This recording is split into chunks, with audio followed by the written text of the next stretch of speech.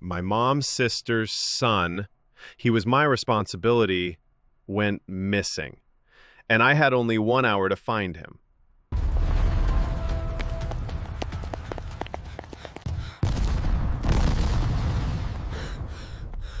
Mom and my aunt went out together. Where? That didn't matter. What mattered was that they left my little cousin with me to take care of him. He was only a year and a half old, 15 years younger than me. About half an hour after my mom and aunt left, Farhad was asleep. It was hot outside and I was craving ice cream. I wanted to go to the store and buy some, but there was a problem. My dad, mom, and older sister all took the keys with them, and if I closed the door, I wouldn't be able to get back inside. Our houses are different from yours. Around our yards are walls. From the alley, you first enter the yard, then the house. I didn't want to wake Farhad up. So I decided to leave the door open and quickly go buy the ice cream and come back. I even wedged a rock in the door so it wouldn't close. The store was close. I figured 1 minute to go, 1 minute to come back, 1 minute to buy, 3 minutes total.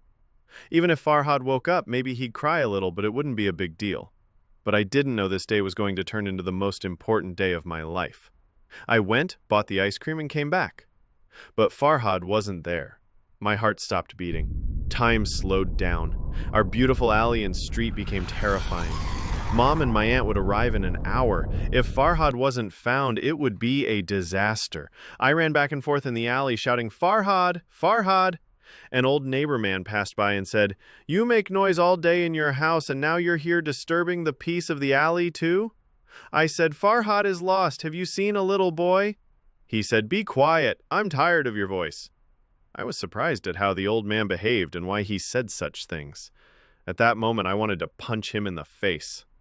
But I had a more important issue. I had to find Farhad as soon as possible. I saw another neighbor, an old woman who usually sat on her balcony watching life pass by.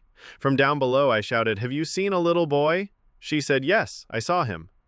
My heart calmed, and I felt happy. I shouted joyfully, "Where? Which way did he go?" The old woman pointed upwards with her hand and said, "He flew away." Then she started laughing and mocking me. That silly old lady found this situation funny. I knew she wanted revenge, because usually whenever I saw her, I teased her a bit. It was time to gather all the neighborhood kids and my friends around me, divide into groups like in the movies, and excitedly go looking for the missing boy. But wait a minute. I don't have friends. Yeah, obviously, someone who plays computer games all day doesn't have real friends. I had only 50 minutes left until my mom and aunt came back. I had searched the whole alley, but still no sign of Farhad. I called the police. They said they would come right away and help me. Why was I so careless? Was eating an ice cream worth it? Why can't I prioritize things properly even at my age? Why don't I have 4 real friends to help me now? At the end of our alley, there was a fruit shop with security cameras. I went inside and explained everything, asking for the CCTV footage. The shopkeeper said, "The cameras stopped working because of the sound of an explosion." I remembered I had once thrown firecrackers inside his shop and ran away. Now he wanted to teach me a lesson. I came outside. I saw many people, most of whom I knew, but in the middle of them I felt completely alone. No one was there to help me. With my bad behavior, I had pushed everyone away. I was a rude, mischievous, annoying kid no one liked. And things were going to get worse.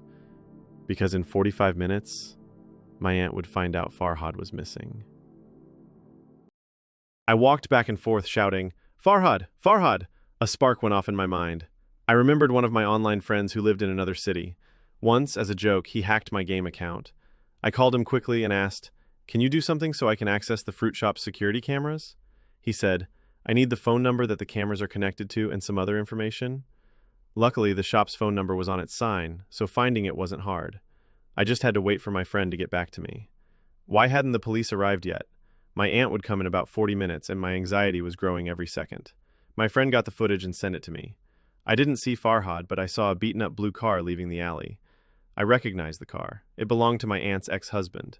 They were divorced, and because he was an addict, custody of Farhad was given to my aunt. Farhad's dad could see him once a week, but this was a kidnapping. He must have had bad intentions.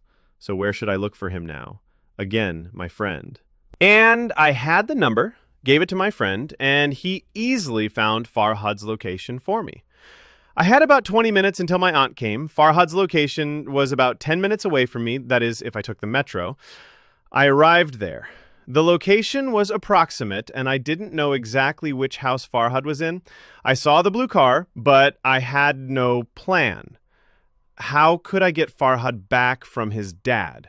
He definitely wouldn't hand over the kid, so there would be a fight, but I wasn't strong enough to face him. He might have friends with him, too. I had to make a plan. I had about 10 minutes left. The first idea that came to my mind, I put into action. I went to a nearby kiosk and got a lighter and some tissues. I broke open the gas tank of Farhad's dad's car, put the tissues inside, lit them, and ran.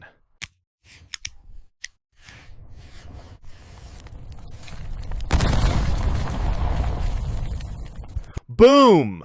The car exploded.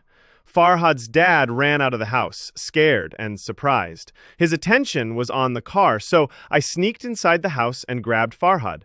What a sweet moment that was. Everything calmed down. I felt happy. As we were leaving Farhad's dad's house, he saw us.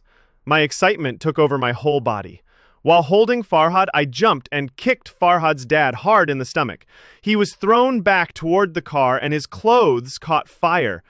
I ran away. He took off his clothes and chased us. We were about 70 steps ahead of him. I got to the metro station. His dad was very close. I was really lucky that the metro train was at the station at that moment. I got on quickly and slammed the door button. The door closed. I had just completed a successful rescue mission. I was very happy. My heart was pounding. Everything was colorful. It was the best moment I could ever experience. Right then, my phone rang. It was my mom. They had come back home. My mom asked, "Where are you?" I said, "Farhad woke up crying, so I took him to the park." My mom said, "It's okay, but come back soon." I got home, returned my aunt's responsibility, and sighed in relief. I thought to myself, I should be a better son. I should be kind to everyone and keep people close to me. And of course, find some real friends. Friends who live in our neighborhood. Farhad and his mom went home after dinner. 10 minutes later, our doorbell rang. I went to the door. It was the police. They had come to find Farhad. I just gave them a bitter smile. Did you like it?